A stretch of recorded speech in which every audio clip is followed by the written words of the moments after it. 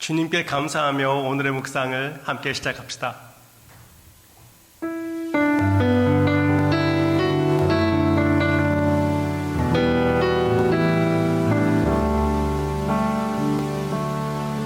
오늘 숨을 쉬는 것 감사,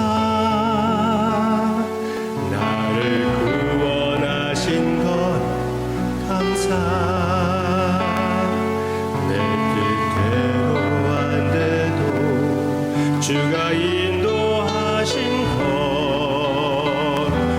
모든 것 감사, 내게 주신 모든 것 감사,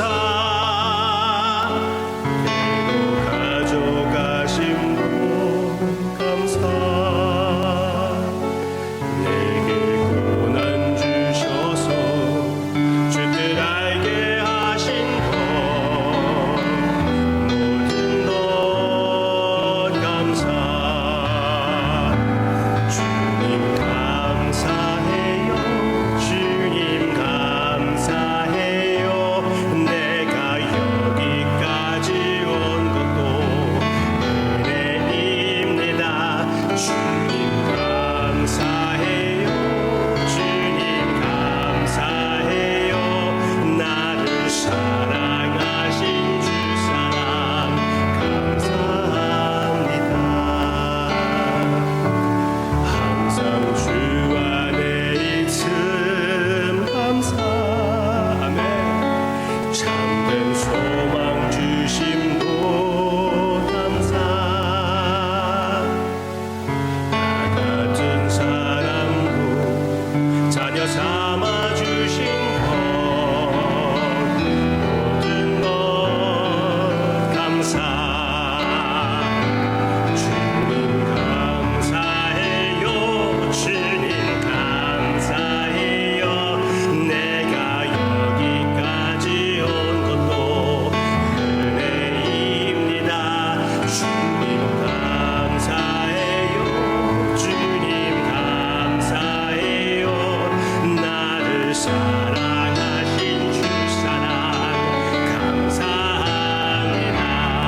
주님 감사해요, 주님 감사해요, 주님 감사해요. 내가 여기까지 온 것도 은혜입니다. 주님 감사해요, 주님 감사해요. 나를 사랑하신 주 사랑 감사합니다.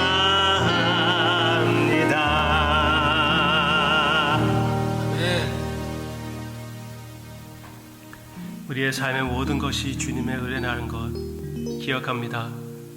아버지, 성도님들 가운데 삶의 아픈 일을 얘기할 때 주님께서 하신 일이라고 믿음을 고백하는 모습이 생각납니다. 전혀 원망 없이 주님께서 은혜의 손길로 허락해 주셨다고 그렇게 고백하는 그 신앙 너무나 귀했습니다. 아버지, 항상 주님을 바라보며 모든 상황을 참으로 주님의 은혜로 받아들이는 그게 사실인데 감사하는 우리가 되게끔 인도해 주세요. 예수님의 이름으로 기도합니다. 아멘. 죄 많은 이 세상은 내 집 아니네. 이번 주일날 우리가 이 찬양을 했습니다. 그러면은 남의 집에 산다고 해서 우리가 마음대로 해도 됩니까? 분명히 주일날 마음대로 하면 안 된다고 그랬습니다. 오히려 하늘나라가 있기 때문에 지금 이 세상에서 사는 우리의 모습, 취하는 태도가 아주 중요하다고 말씀드렸지요. 성경 말씀에 우리가 지금 이 나그네의 삶을 살 때 신약에서는 우리의 삶이 나그네의 삶이라고 분명히 얘기해 주고 있습니다. 히브리서 11장, 베드로전서 1장 1절, 야고보서 1장 1절. 우리는 나그네의 삶을 살고 있습니다. 아직 우리는 하늘나라에 가진 않았습니다. 물론 예수님 안에서 성령님이 오셔서 이 하늘나라가 이 세상에 오긴 했습니다. 그렇지만 그 완전한 하늘나라의 모습, 나의 영원히 거할 초소는 이제 앞으로 있을 것이라고 우리가 알고 있고, 그렇기 때문에 우리는 여전히 나그네의 삶을 사는 것입니다.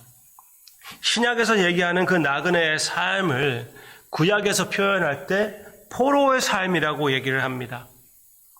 예레미야 29장 4절, 여기에서 이 포로의 삶, 나그네의 삶을 어떻게 살아야 되는지, 지금 LA에서 살고 있는 우리가 어떤 태도를 취하는 것이 맞는지, 하나님의 마음이 무엇인지 우리에게 보여주고 있습니다. 예레미야 29장 4절, 만군의 여호와 이스라엘의 하나님께서 예루살렘에서 바벨론으로 사로잡혀 가게 된 모든 포로에게 이와 같이 말씀하시니라. 너희는 집을 짓고 거기에 살며 텃밭을 만들고 그 열매를 먹으라. 아내를 맞이하여 자녀를 낳으며 너희 아들이 아내를 맞이하며 너희 딸이 남편을 맞아 그들로 자녀를 낳게 하여 너희가 거기에서 번성하고 줄어들지 아니하게 하라. 너희는 내가 사로잡혀 가게 한 그 성읍의 평안을 구하고 그를 위하여 여호와께 기도하라. 이는 그 성읍이 평안함으로 너희도 평안할 것임이라. 아멘. 이 원수와 같은 이 세상이 완전히 멸망할 것이다. 그러면서 간 거리를 두고 막 저주하지 맙시다. 그것은 요나의 태도였지요. 하나님으로부터 책망을 받을 만했던 요나의 태도, 원수를 저주하는 그 요나의 태도, 하나님의 마음은 그때에 어땠습니까? 오히려 니네바를 많이 불쌍해했습니다. 네, 그렇습니다. 우리가 하나님의 마음을 품겠다면 하나님께서 보내주신 이곳에서, 이 악독한 곳에서, 이 타락한 사회에서 예수 그리스도의 빛을 발해내는 것입니다. 예수님도 역시 그렇게 말씀하지 않으셨습니까? 우리는 산 위에 있는 큰 아름다운 도시라고 얘기해주고 있습니다. 빛을 발하는 아름다운 도시, 그것이 바로 교회의 모습입니다. 나그네인 교회는 이 세상에서 빛을 발하고 있는 예수님을 나타내는 존재입니다. 흑암이 더 심할수록 예수님의 빛은 더 확실하게 나타날 수 있는 기회라는 것입니다. 여러분들의 삶에 무엇을 하든지 그것을 최선을 다하여 진짜 아주 최고의 노력과 최고의 모습으로 하나님께 영광을 돌리는 여러분들이 되시기를 바랍니다. 누가 뭐라고 해도 아주 대표적인 사회에서 진짜 없으면 안 될 그런 인물인 사람들이 여러분들이 되라고 얘기해주고 있는 것이죠. 하나님의 말씀을 타협하지 말고, 예수님에 대한 사랑을 타협하지 말고, 예배를 타협하지 말고, 이 세상에서 예수 그리스도를 대표하는 참 나그네 가운데 있는 하나님의 자녀의 모습이 우리의 모습이 되라고 얘기해 주고 있습니다. 그것만 아니라 우리를 통하여 LA가 더 나아지게 해달라고 간절히 기도하는 것이 아주 중요합니다. 다음 주에 투표가 있는 거 아세요?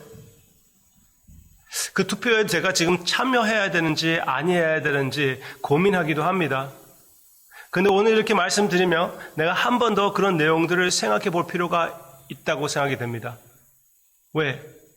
주님께서 도시에 대하여 관심을 갖고 있고 저에게도 도시를 사랑하라고 사명을 주시기 때문에 관심을 갖고 기도하는 것이 올바른 하나님의 자녀의 태도라고 확실히 믿습니다. 예수님은 멸망할 도시를 바라보시며 예루살렘을 바라보시며 눈물을 흘렸습니다. 우리는 LA가 멸망한다고 얘기할 수가 없어요. 하나님께서 그런 판단을 내렸다고 우리에게 말씀하지 않으셨잖아요. 그러면 얼마나 더 예수님은 멸망할 그 예루살렘 위하여 눈물을 흘렸다면은 우리는 아직 소망이 있는 LA를 위하여 눈물을 흘리는 것이 맞지 않을까요? 옛날 얘기입니다. 한 몇 번씩 이렇게 우리는 샌프란난도 밸리이기 때문에 그 옆에 이렇게 산맥이 있어요. 그런데 올라가 보면은 샌프란도 밸리, LA의 작은 부분인 샌프란도 밸리가 한눈에 거의 들어옵니다. 그것을 바라보면서 주님 앞에 간절히 기도하는 했던 그런 시간들이 기억이 납니다. 눈물도 흘렀습니다. 그런데 지금은 그런 마음이 나의 마음에 있을까? 저도 그렇고 여러분도 그렇고 기도의 시간을 가지며 그냥 이 도시를 이용하려고 하는 것이 아니라 사용하되 간절히 이 교회를 위하여, 이 도시를 위하여 기도합시다. 이 교회의 역할을 위하여 기도하시고요. 그리고 참 주님의 마음을 품고 이 도시의 연약한 모습, 타락한 모습, 깨진 모습이 발견할수록 우리가 저주하는 것보다 긍휼을 베푸는 예수님의 마음을 품는 우리와 같이 타락하고 깨진 자들을 찾아오신 우리 주님의 마음을 우리의 마음에 품고 간절히 기도하며 주님이 원하시는, 주님이 받으시기에 합당한 그런 삶을 드리는 하나님의 역사가 우리 가운데 있기를 주님의 이름으로 축원합니다. 이 나그네의 삶 함께 주님 안에서 살며 마음껏 주님의 빛을 발해내는 우리 모두가 되기를 주님의 이름으로 축원합니다.